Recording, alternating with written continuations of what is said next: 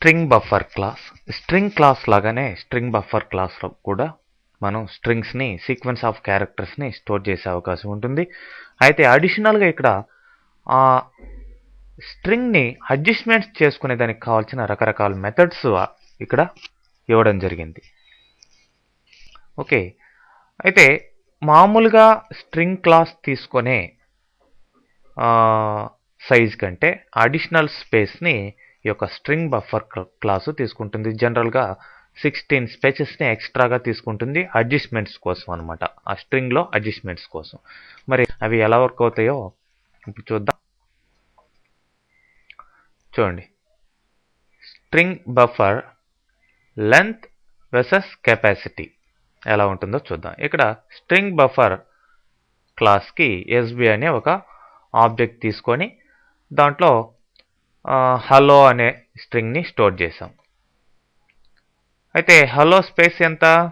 యాక్చువల్గా 5 మరి okay, anyway ఆ ఎస్బిలో ఉన్న స్ట్రింగ్ని ప్రింట్ చేస్తున్నాం. ఎస్బి డాట్ లెంత్ అనే మెథడ్ ద్వారా దాని లెంత్ ఎంతో ప్రింట్ చేస్తున్నాం. ఎస్బి డాట్ కెపాసిటీ ద్వారా దాని కెపాసిటీ ఎంతో కూడా ప్రింట్ చేస్తున్నాం.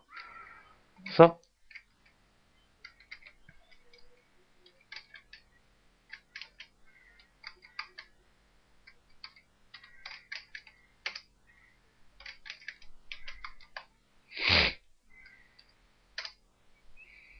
చూడండి, హలో అనే స్ట్రింగ్ యొక్క లెంత్ యాక్చువల్గా 5, బట్ అది అడిషనల్గా తీసుకున్న స్పేసెస్ వల్ల దాని కెపాసిటీ 21 అయింది. ఓకే, అది లెంత్ మెథడ్ కెపాసిటీ మెథడ్ ద్వారా స్ట్రింగ్ బఫర్ యొక్క లెంత్ని కెపాసిటీని మనం ఐడెంటిఫై చేయొచ్చు.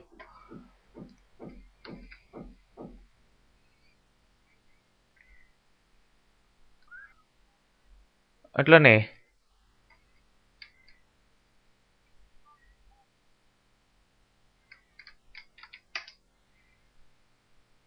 నెక్స్ట్ సెట్ క్యారెట్ అనే 2 మెథడ్స్ ద్వారా క్యారెక్టర్ని స్ట్రింగ్ బఫర్లో ఉన్న ఆ స్ట్రింగ్లో ఉన్న క్యారెక్టర్ని ఫైండ్ అవుట్ చేయడం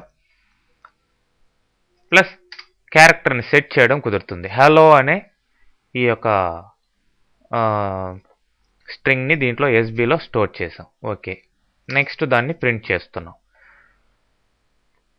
ఎస్బి డాట్ క్యారెట్ 1 అంటే ఫస్ట్ ప్లేస్లో క్యారెక్టర్ ఏముంది? ఇది 0th ప్లేస్.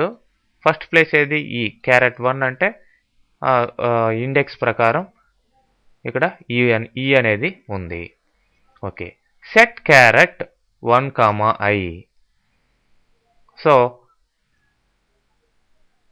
సెట్ క్యారెట్ అన్నప్పుడు ఈ ప్లేస్లో 1 అంటే ఫస్ట్ ప్లేస్లో అంటే ఈ అనే ప్లేస్లో ఏం ప్లేస్ చేస్తున్నాం? ఐ అనే దాన్ని ప్లేస్ చేస్తున్నాం. అంటే హెచ్ఈ పోయి HILLO అవుతుంది.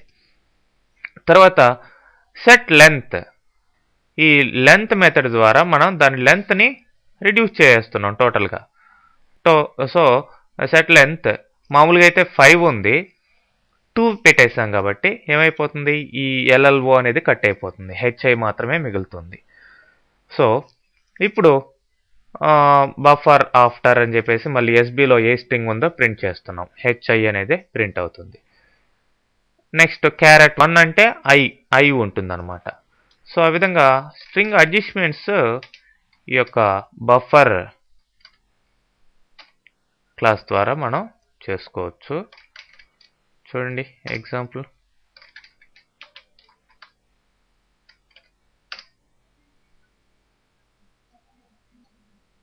So actual hello set carrot అన్నప్పుడు క్యారెట్ 1 అన్నప్పుడు ఈ ఉంది అక్కడ.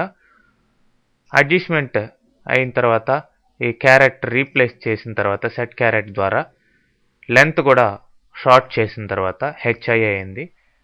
తర్వాత క్యారెట్ 1 అంటే ఐ ఉంటుంది.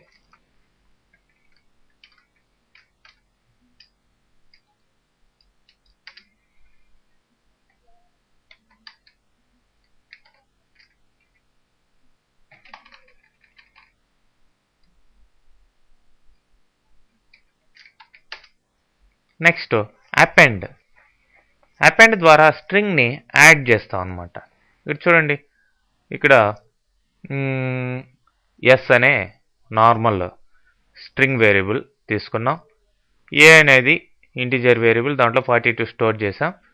స్ట్రింగ్ బఫర్ ఆఫ్ 40 తీసుకున్నాం, అంటే 40 స్పేస్ ఉండే విధంగా దానికి ఈ యొక్క ఎస్బి అనే స్ట్రింగ్ని కన్స్ట్రక్ట్ చేయడం జరిగింది. Next SB dot append A equal to అనే స్ట్రింగ్ని అపెండ్ చేశాను. దేనికి? ఏఎస్బికి. చూడండి, మొత్తాన్ని S equal to SB dot append, ఈ స్ట్రింగ్కి కలుపుతున్నాం మొత్తాన్ని. ఎస్బి డాట్ అపెండ్ అంటే ఇది కూడా స్ట్రింగే కాబట్టి మళ్ళీ డాట్ని ఇచ్చాం.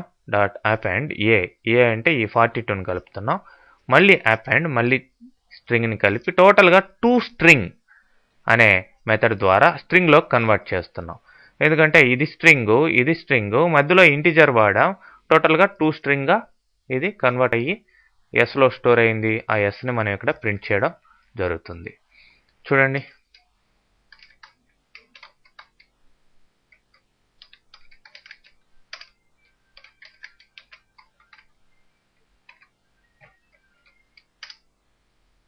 ఓకే, 42 ఎక్స్క్లమేటరీ సింబల్, ఏ ఈక్వల్ 42 ఎక్స్క్లమేటరీ సింబల్ టోటల్గా రావడం జరిగింది. అంటే స్ట్రింగ్స్ని ఎలా కలపాలి అపెండ్ ద్వారా డిఫరెంట్ స్ట్రింగ్స్ని అనేది ఇక్కడ ఎగ్జాంపుల్గా చూసాం.